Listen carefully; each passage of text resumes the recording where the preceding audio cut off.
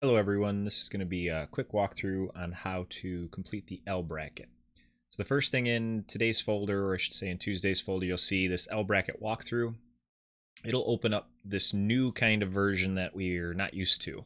And this just goes to a Google Drive. It's just a little easier to do it this way because there's so many different steps. So the first one I'm going to click, don't worry about goals. If you double click it, there's a couple things you can do. First thing it should do is pop up like this. If you just, kind of zoom in, that works. And then you can use this little indicator on the left here, or on the right here, I should say, to go to the next kind of document. It's a lot easier than going back and forth, back and forth. So I also press this little middle button that resets the zoom just to basically fit the screen. And I'll be kind of going back, like you can see here, just back and forth from Fusion into that document. So let's get started. The very first thing you want to make sure you do, and just from experience of knowing what this document's going to be, you need to make sure in Fusion, you get into practice of saving your files. So you go to File, Save. Unlike Onshape, you have to physically do this. It doesn't prompt you to do this. So I'm going to say L bracket example. So make sure on top of that, the location is set too. So you're going to scroll down. I obviously have a couple different, a lot more folders than most likely you have. So I'm going to choose the folder that you selected. One of you guys put here on PLTW or engineering design, whatever the case may be. Press save. If you've done it correctly, you'll see up in the top here, it says the title that you gave it. Next step is to make sure your document units are in the right kind of measurements here. So you're going to see millimeters. I know that in this case, it's supposed to be in millimeters. You can check by just kind of skimming through. It'll tell you eventually what to do as far as inches or millimeters. So this page is done. Basically launch Fusion, start a new design, create a sketch, and go into that plane. I'll do that just to keep up with what they're asking me to do. Select that front plane. And as I go back here, I can just press this again, next arrow, and it'll move over. Press the middle and it'll zoom in. So the first thing it has me do is just draw this L. People aware of these numbers. There are some that are mistaken or messed up. So I want to make sure that you guys are aware of that, but it does help most of the time, 1, 2, 3, if you just go in this order to make the object. So I'm going to go over here to line, always start from the origin, go over, it says if you read the directions, about 500. You don't have to type this in yet. You can, but you don't have to. Obviously, I just went over way too shallow, so I'm going to delete that. Go to here, start the origin. Go as close as I can to 500. And again, you can type it in if you want. I'll type it in just because. Press enter. And in Fusion, there's a couple new things you can do. So in Onshape, you have to go press line and all that kind of stuff. Hotspots or shortcuts in Fusion are a lifesaver, especially with time. If you right click on your mouse, you can come up with a whole bunch of different designs or different usable features that are pretty much always used. So in this case, you can also repeat the last command. It makes it 10 times easier. So I'm going to go over randomly about another 500 and click. And then as you can see, if I zoom in here, I don't know if you guys can see this, but it automatically makes it perpendicular. You can see 90 degrees. I'm just going to, again, just kind of click here just so that I can show the example. But constraints like in Onshape are kind of auto aligned and auto made. So if you see in the document that it tells you to make it and then it's telling you that it's over constrained, that's because Fusion, like Onshape, has done it for you. So another example here, as you can see, it kind of locks into this parallel, and I'm just going to place this randomly. And again, use my guide just like in Onshape you can to kind of push this up. I didn't press anything. I just used the mouse and hovered. And in like Onshape, you have that gray. Well, now we have this light blue. There's a lot of different settings and stuff like that. I mentioned in the other video that if you go to your name and preferences, you can change the way that things pop up or the way that things move. I always recommend this pan, zoom, orbit shortcut to be in Tinkercad because then make sure you press apply and OK. It's exactly the orbiting for your mouse is exactly the same as it is in Onshape. So when you hold the right click button, for example, it rotates like this. Makes it a lot easier for the transition. So as of that, I think that's all that they wanted you to do, roughly 500. And now you're going to create some constraints. So it wants you to parallel and perpendicular. But like I mentioned, if you go back to here, you can see these are already perpendicular. These two are already parallel. So my job's already done. I don't even have to use the constraints that are up here in the toolbar. So again, come back here. equal constraints. So we need to make these two lines equal is what it says, and then the ends equal. And you guys know we've done this before, so make sure you press escape to get out of that command. Go ahead and go to equal. I recommend doing the ends first and then this angle here, because if you press, and I'll show you, if you press this, then this, sometimes it flattens out. So make sure you do the ends first and then do the angle to make those equal. So as you can see here, now they're equal. I just selected the equal constraint. Let's go back here, go to the next step. So if I press that middle button again, you'll see sketch dimension, and now we're going to start typing in those values. So this is 500, and because we made these two equal, you should be able to see this one change or not change depending on how accurate you were originally. So I'm going to go to dimension. I already made these 500, so the next thing I'm going to do is make these 100. Click in 100, and at this time when I press enter, you're going to also see this end adjust just a tad, and now we have everything we need. So we go to the next tab, and we're going to create that 45-degree angle. So I'm going to go ahead and keep dimension on, press this line, then this bottom line, and I'm not dragging, I just clicked once, click, and then 45, enter. That'll budge that up. Go back to the tab here, accept that value. And again, the 100 that I already did, just because I've done this before, I just went a little out of plan. So press that middle button. Let's see here.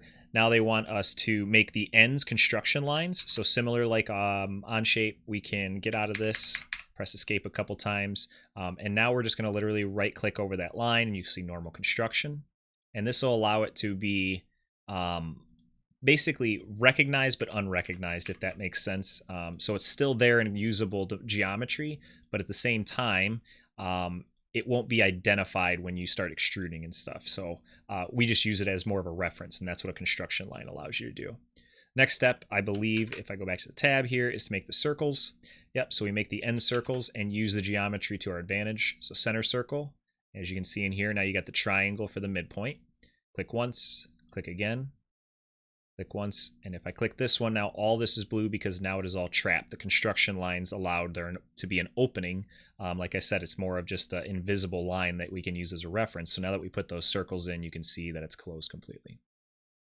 Go back to the document here, and they want us to fillet these corners a little bit with a 100 radius. So I'm going back here, press escape, and press escape, fill it, press one, press another, and it's at 110, so we're going to put it to 100, press enter, fill it again, or right click, repeat, fill it, and 100 as well. Press enter, and now we are good to go. Don't worry about this warning. It's just because, again, we made these tangent constraints. We've made these parallel constraints, these tangents here. I'm talking tangent, perpendicular here. So it might just be a little fidgety. No big deal. Next. Now they want us to extrude at 50. And again, if I zoom in 50 here. So I'm going to finish that sketch, rotate it, extrude all three objects to 50. Press enter. And now we have this L looking extrusion. Scroll down a little bit. Now they want us to create a new sketch onto that top surface. So I'm going to create a new sketch onto this surface. Go back, select line, and you are going to draw a line that goes through to connect at the elbow here. So I'm going to start with line. As you can see, the circle is my first guide. I'm going to put it randomly here because I don't really know where these connect. We're going to fix that in a minute. Press escape, right click, repeat line to this circle, parallel. Again, we're going to make sure that that's parallel. It should lock in here. If it doesn't, that's okay. Because then we can just come back and press escape a couple times and go parallel this line and this line. And now they should be intersecting. So what we're going to do is we're going to use, and I'm going to press escape, press a little trim here. I'm going to trim this piece up. That disappears. And make sure that that's all good. It should be, because I use the little X coincident when they connect. So now go back. Let's see here. Got those lines. Next page. Now we're going to make those construction lines as well, and then make those parallel to, like I said, parallel and parallel. So I'm going to make them construction lines first. Escape a couple times. Right click. Construction. Right click. Construction, and then I'm going to make them parallel. So I know that this needs to be parallel to this, and I know this needs to be parallel to this, and because these arrows are popping up, I know that they already are, and you can tell because there's a construction, or I should say a constraint right there.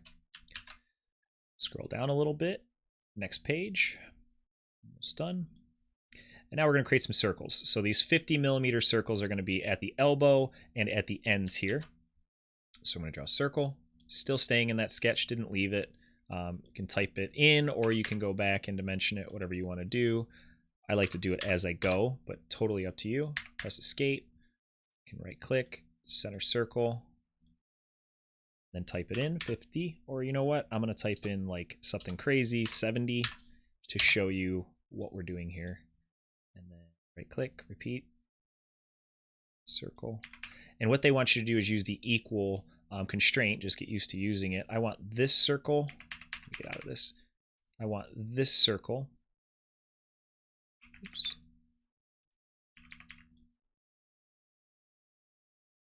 To equal this circle. Let's see here. So let's go. Oh, it's because I did this. Delete this. Not sure what happened there. Just type it in again. Equal. There we go. Want that circle to equal this circle. Try to revision dimensions or constraints, and again, because I put this constraint in, it freaked out. You only put them up at one in. So you're going to select, I want this 50 to be equal to this one, and now that I know this is 50, I want that circle to equal this one. So sorry about that. I wasn't supposed to put dimensions into these two, just so that you can use the equal constraint. So I press in again. Let's see what we got going on here. Now they want the center of each one of those. So there's a little triangle, as you can see, a midpoint there. They want the same thing, the 50 millimeter circles there. Center, center. And I can either type it in, or I can just draw random ones and then use the equal constraint. So again, I want escape, sorry. This one to equal this one. I want this one to equal this one. And now all of them are 50 without putting any dimensions in. Totally up to you on how you want to do that. Finish the sketch. And then the last step, if I go back here, is just going to be to extrude those holes, I believe. Yeah, so we're going to take those, cut them all the way through. And this is pretty similar. Again, you extrude, select just the holes. And you can see the arrows pointing in the wrong direction. So like we could before, you can come up to one side. You can go to two sides, symmetric, profile to plane, and then distance. We want to just go through all. And again, this is in the wrong direction. So it says right here, we can flip that direction. And it allows automatically, because we said extend the type through all, it assumes that we want to cut it, which in this case we do. Press OK. And you have your finished part. Go ahead and make sure you kind of zoom in, put it to the top right corner, and you should be good. Again, once you save it once, you shouldn't have to save it again. I just always press this little 3.5 floppy up here just to be safe. Press OK. You don't have to retitle it or anything like that. It's just a version of what you just completed. Hope this helps. If you have any questions, please just ask your teacher, guys. Thanks.